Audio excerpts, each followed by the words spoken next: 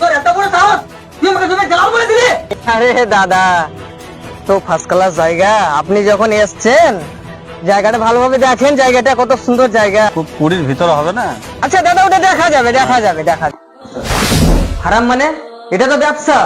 আরে রাখো তোমার ব্যবসা। ভাই, ওই যে সুভানের জমিটা বিক্রি করে লাভ তো খুব খেলা, ভাগ তো দিলে না আমাকে। হ্যাঁ, তাহলে টাকা টাকা করছিস, দিব, টেনশন কেন করছিস? আরেকটা জমিগুলো দেখ। কি? এই যে ওটা জমিটা তো সুভানের লাগছে দেখে, এই জমিটা। আসো তো, আসো তো। ভাই, ওই যে জমিটা দেখছো, জমিটা, ওই জমিটা হচ্ছে সুভানের। তোমরা শুনলাম নাকি জমিটা অন্যজনের কাছে বিক্রি করছে সুভান। হ্যাঁ, আমার এরিয়াতে থেকে আমাকে না জানিয়ে ও বিক্রি করবে? ওর এত বড় চলো। সাহস! এই চল তো ওর কাছে দেখি। হ্যাঁ চলো ভাই।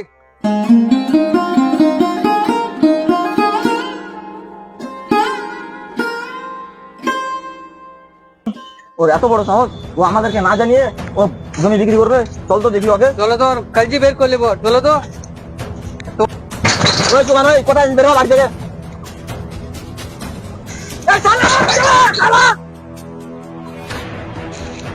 কে? এদিকে আছি, চলে আসো।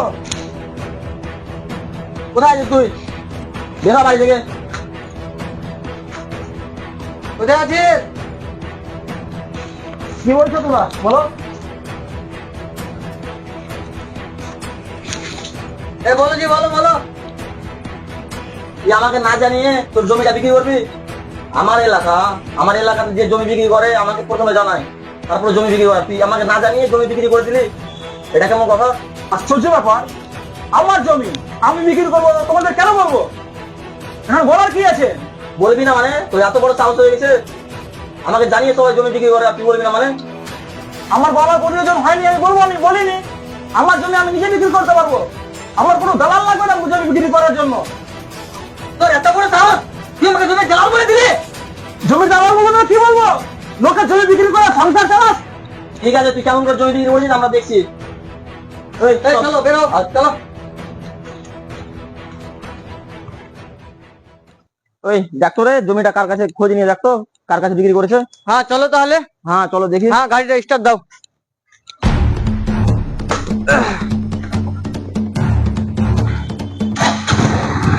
চলো।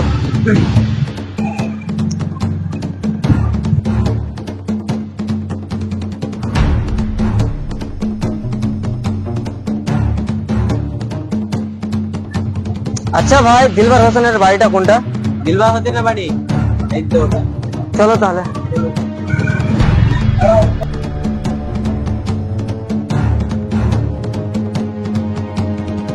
গাড়িটা সাইড করে দাও।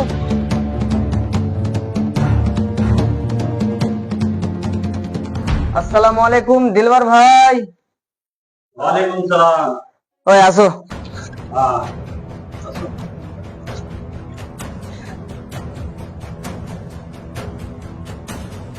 দিলবার ভাই, আপনার সাথে একটা গুরুত্বপূর্ণ কথা বলার জন্য আসলাম।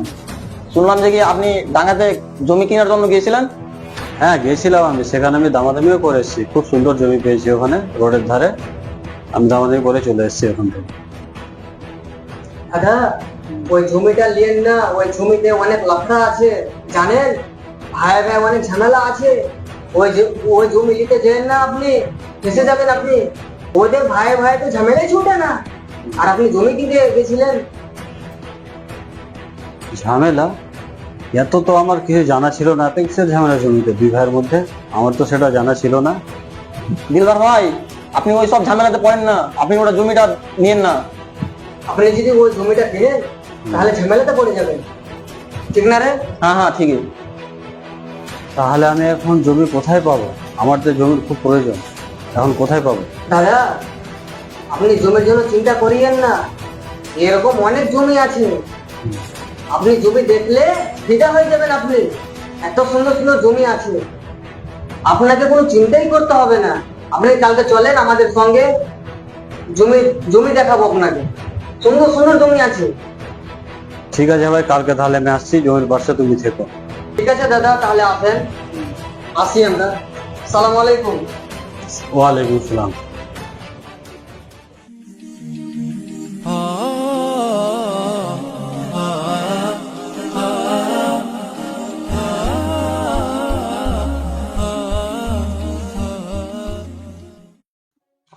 আসলেন আপনারা? আসেন। হ্যাঁ, আসসালামু আলাইকুম। ওয়ালাইকুম আসসালাম। এই যে দেখেন, এটাই জায়গা বিক্রির জন্য বলছিলাম। আচ্ছা, জায়গাটা তো দেখতে পাচ্ছেন দাদা, ফার্স্ট ক্লাস জায়গা। নতুন করে আমরা মাটি ভরেছি এই জায়গাটাতে, ঠিক আছে। আর সামনে একটা রোডের ধারে জায়গা, আবার সামনে একটা জংশন আছে আবার। তো জায়গাটা খুব সুন্দর। বেশ তো ভালোই মনে হচ্ছে জায়গার সামনে আপনার রোড বলছেন, আবার পার্শ্বে জংশন। কত করে কাটা হতে পারে জায়গাগুলো? এখন কত চলছে আপনাদের এখানে? আপনার সাথে আর কি দাম দর করবো? আপনি তো নিজেরই লোক, দিবেন 25 করে। 25 কি? 25 লক্ষ। 25 লক্ষ?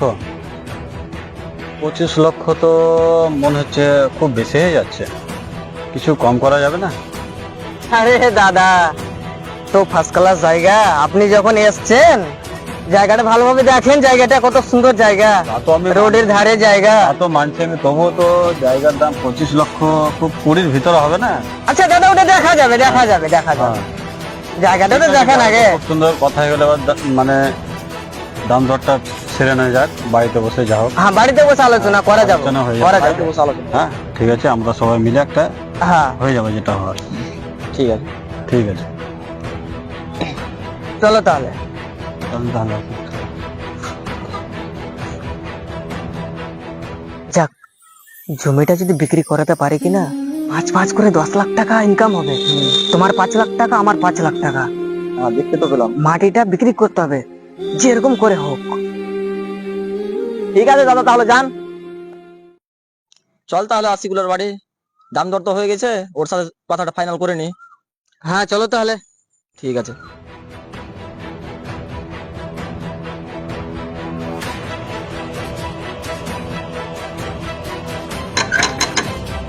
আশিকুল, তো বাইরে আয়, তো কথা আছে। এটা খুলো। আরে শাহরুখ ভাই যে, বলো ভাই, কি খবর? সালাম আলাইকুম। ওয়ালাইকুম সালাম। কি খবর ভাই? ওই যে তোমার ওই জমিটা বিক্রি করার কথা ছিল, আমি লোক পেয়ে গেছি। ওই জমিটা বিক্রি হয়ে গেছে, বিক্রি করে দিয়েছি জমিটা। কোন জমিটা ভাই? ওই যে সেদিনকে বলেছিলাম তোমাকে বিক্রি করার জন্য, সেই জমিটা কথা হ্যাঁ, বলছো? সেই জমিটা। আচ্ছা, ওই জমিটা বিক্রি করার লোক পেয়ে গেছো ভাই? হ্যাঁ হ্যাঁ, পেয়ে গেছি।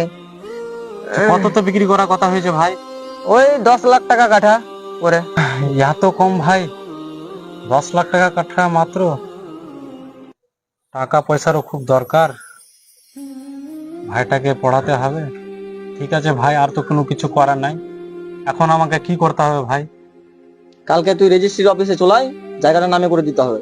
ঠিক আছে ভাই, আমি কালকে চলে আসছি। ঠিক আছে ভাই, তাহলে যাও। আচ্ছা ঠিক আছে, কালকে আমি আসছি। চলে আসছি। ঠিক আছে, থাক। চলো।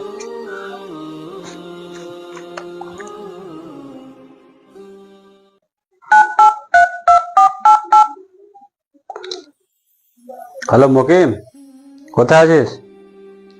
ওই যে জমিটা নতুন কিনেছি না?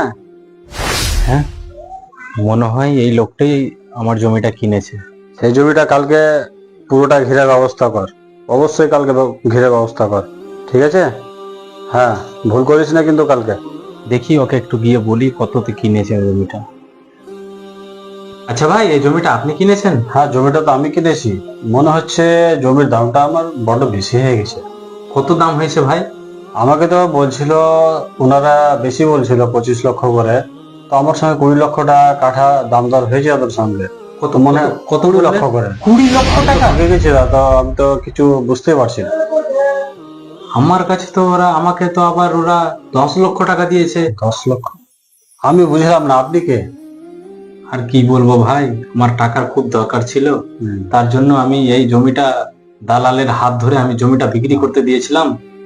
আর দেখেন, জমিটা আপনি বলছেন এখন 20 লক্ষ টাকা বিক্রি করেছে, আর আমাকে ওনারা দিয়েছে 10 লক্ষ।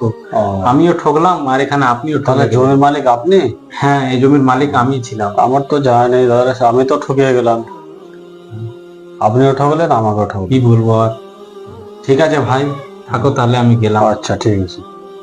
তারা দুজনে আমার সঙ্গে এরকম ব্যবহার করলো, আমাকে ঠকিয়ে গেল। ঠিক আছে, দুজনকে আমি তাহলে দেখছি এবার কি করা যায়।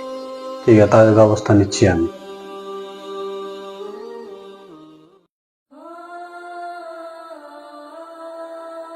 বাহ, বেশ ভালো। আরামে, খুব আরামে তোমরা আরাম করছো আমাকে ঠকিয়ে। আরে ইনি এখানে কি করছেন? আরামে তো আরাম লাগবে, কি হবে আবার? তোমরা দুজনে আমাকে মিথ্যা কথা বলে এত বড় ঠকিয়েছো আমাকে। পারলে তোমরা এরকম করতে আমার সঙ্গে? হারাম মানে? এটা তো ব্যবসা। আরে রাখো তোমার ব্যবসা। তোমরা দুজনে আমার সঙ্গে প্রতারণা করেছো, আমাকে ঠকিয়েছো তোমরা। হ্যাঁ, রাসূল সাল্লাল্লাহু আলাইহি ওয়াসাল্লাম বলেছেন, যে অন্যকে ঠকায় সে আমাদের অন্তর্ভুক্ত না, আর যে মানুষকে ঠকায় সে কখনো মুমিন হতে পারে না। তোমরা আমাকে ঠকিয়েছো, আমার সঙ্গে বেইমানি করেছো, তোমরা কখনো মুমিন হতে পারবে না। আজকাল জমি বিক্রি করার দালাল, বাটপার, চিটার এদের প্রতারণা তো আছেই। বিশেষ করে গ্রামে, শহরে, উপশহরে, আশেপাশে এলাকায় ঝুঁকিগুলো সবচেয়ে বেশি দেখা যায়। আর এরকম দালালের হাতে পড়ে জমি বিক্রয়ের ক্রেতারা ধোঁকাবাজদের শিকার হয়ে ক্ষতিগ্রস্ত হচ্ছে। তাই ক্রেতাদেরকে সাবধানতা অবলম্বন করার অনুরোধ রইল।